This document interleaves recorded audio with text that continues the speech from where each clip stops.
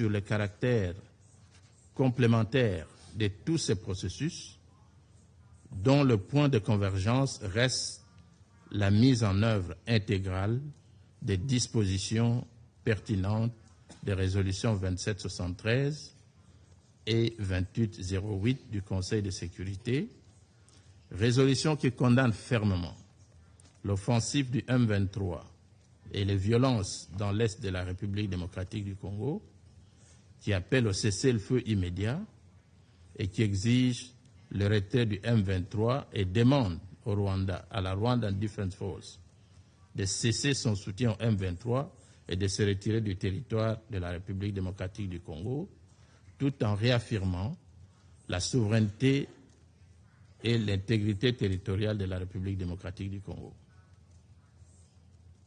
En dépit de toutes ces initiatives, on reste quand même préoccupé, à la lumière des récents développements, par la sincérité de l'engagement du Rwanda et de leurs supplétifs qui s'obstinent à fouler aux pieds leurs engagements au terme des accords susmentionnés.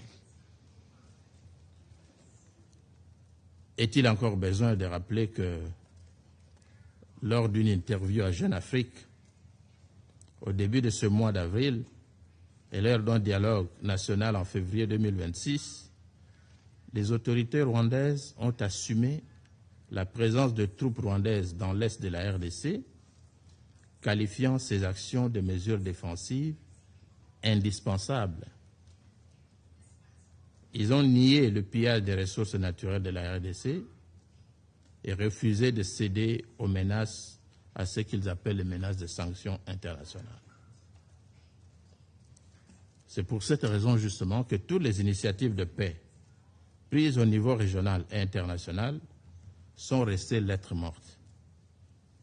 Il en est ainsi notamment du plan de paix issu des processus de Luanda et de Nairobi, processus dont le Rwanda a délibérément bloqué l'exécution afin de gagner du temps et de réaliser son ambition démesurée de se constituer en RDC une zone d'influence qu'il transformerait en colonie d'exploitation et de peuplement, et à partir de laquelle il contrôlerait les institutions congolaises. Ces actions du Rwanda sont inacceptables et violent la paix régionale et les prescrits de l'accord cadre d'Addis Abeba, auquel ce pays avait librement souscrit pourtant. Secundo, la poursuite des combats est un frein à toute cessation des hostilités. Le fossé entre les efforts diplomatiques et la réalité de la dynamique sécuritaire sur le terrain dont le secrétaire général parle dans son rapport. Le rapport met en évidence avec raison les violences qui se poursuivent dans l'est de la République démocratique du Congo, avec une intensification des affrontements militaires, et condamne l'expansion territoriale de l'AFC M23 dont il fustige l'offensive lancée dans le Sud Kivu en décembre 2025, quelques jours seulement après la signature des accords de Washington. Ma délégation tient ainsi à réitérer sa profonde préoccupation face à la persistance des hostilités dans sa partie orientale.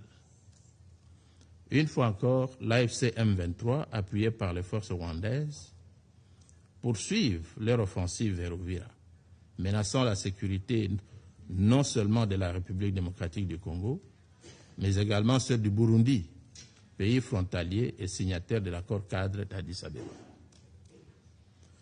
Conformément aux résolutions 2773 et 2808 du Conseil de sécurité, l'AFC M23 doit cesser les hostilités et démanteler dans leur intégralité les administrations parallèles illégitimes mises en place dans l'est de la République démocratique du Congo.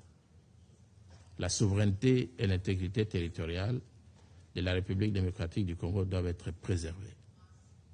Toutefois, il revient au Conseil de sécurité, dès lors que la responsabilité de l'escalade actuelle et de la poursuite des hostilités est bien établi, de prendre des mesures qui s'imposent pour rétablir la paix dans cette partie de mon pays.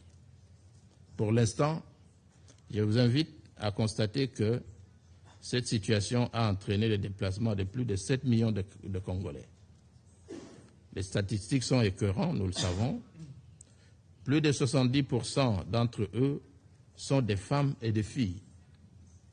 Privées de leurs besoins vitaux basiques, ces femmes congolaises ont perdu toute dignité humaine. Beaucoup d'entre elles ayant subi des viols, violences sexuelles et autres traitements cruels, inhumains et dégradants, en particulier dans les périmètres des zones minières. Madame la Présidente, la position de la République démocratique du Congo n'a jamais changé. Les troupes rwandaises doivent quitter immédiatement les territoires de la République démocratique du Congo, et ce, sans condition, comme exigé par la résolution 2773 que ce Conseil avait adoptée à l'unanimité. Les autres activités négatives du Rwanda dans les Grands Lacs à travers ses nombreux proxys doivent aussi cesser, sinon la paix durable ne verra pas le jour dans cette région. Pour ma délégation, qu'il soit dit, la souveraineté et l'intégrité territoriale de la RDC, consacrées par la Charte des Nations Unies, ne sont pas négociables. Mon pays agressé recouvrira chaque millimètre carré de son territoire qui continue à être gravement violé. Les populations civiles congolaises, dans la partie Est, martyrisées, continuent de payer le plus lourd tribut de ce conflit trentenaire. Les femmes et les enfants déplacés, abusés par des milliers, les violences sexuelles contre les femmes, les enfants privés d'école, recrutés dans les groupes armés et astreints au travail forcé dans les mines. Dans ce chapitre vient aussi s'ajouter les attaques contre le personnel humanitaire, les soldats de la paix. Ces violations inacceptables et continues du droit humanitaire international et des droits de l'homme documentés par les Nations Unies constituent le lot quotidien dans les Grands Lacs. La République démocratique du Congo, à l'aune de cette réalité, appelle le Conseil à maintenir un maximum de pression sur le Rwanda et ses proxys et à faire respecter ses décisions sur ce terrain.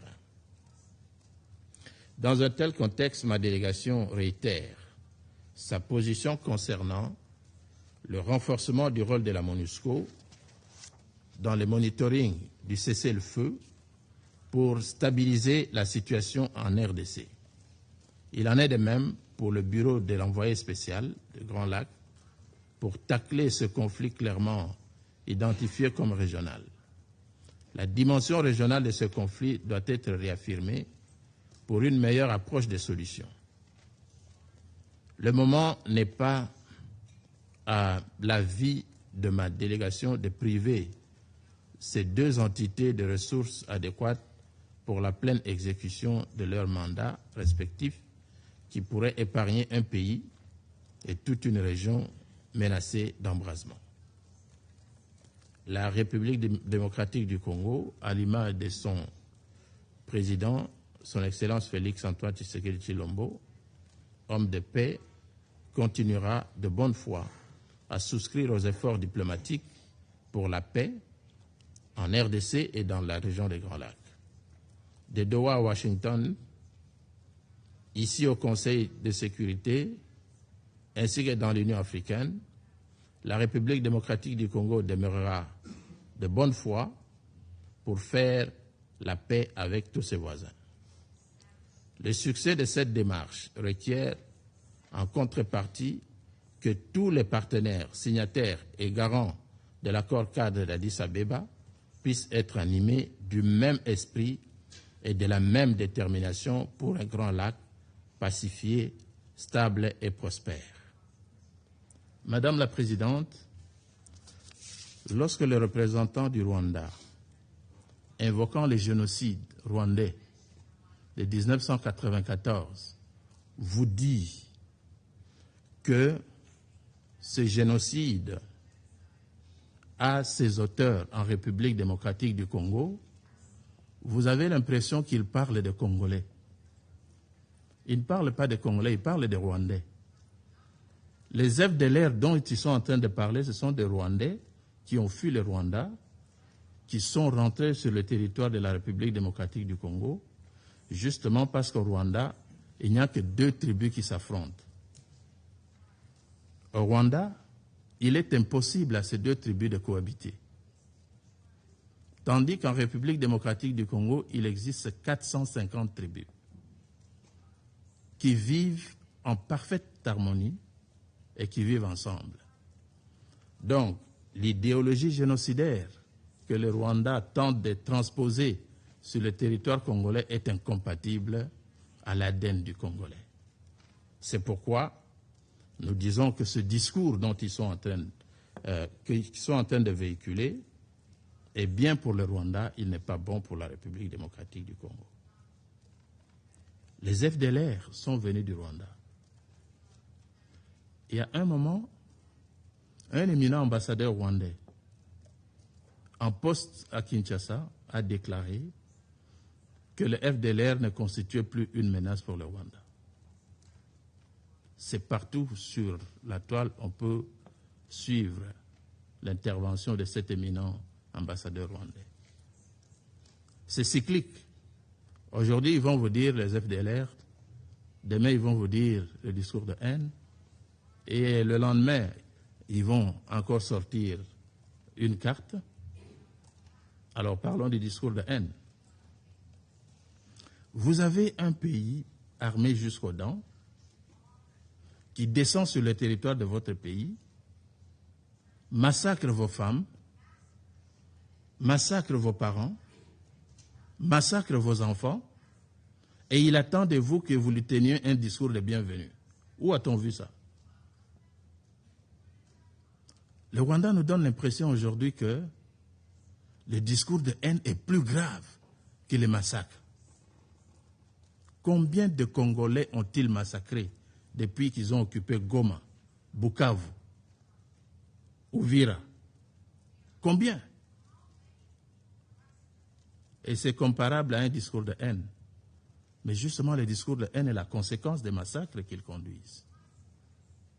Donc le discours de haine n'est pas à la base de la situation qu'ils vivent.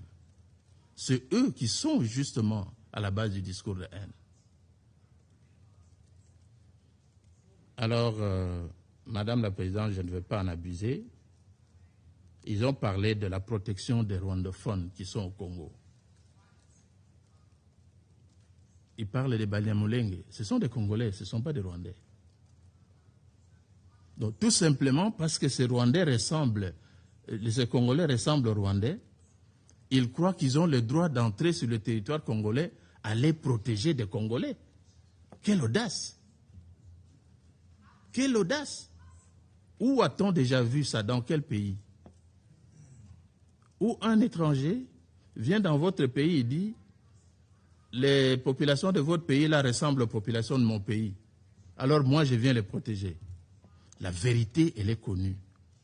C'est l'exploitation des ressources naturelles de la République démocratique du Congo et nous n'allons pas nous taire pour le répéter. Le Rwanda occupe aujourd'hui les mines de Rubaya. Le Rwanda est devenu l'exportateur du coltan qu'il n'existe nulle part sur le sous-sol rwandais. Mais ils viennent vous parler du discours de haine. Voilà, pour l'essentiel, vous n'avez pas le droit, chers collègues, de venir protéger les populations congolaises sur son territoire.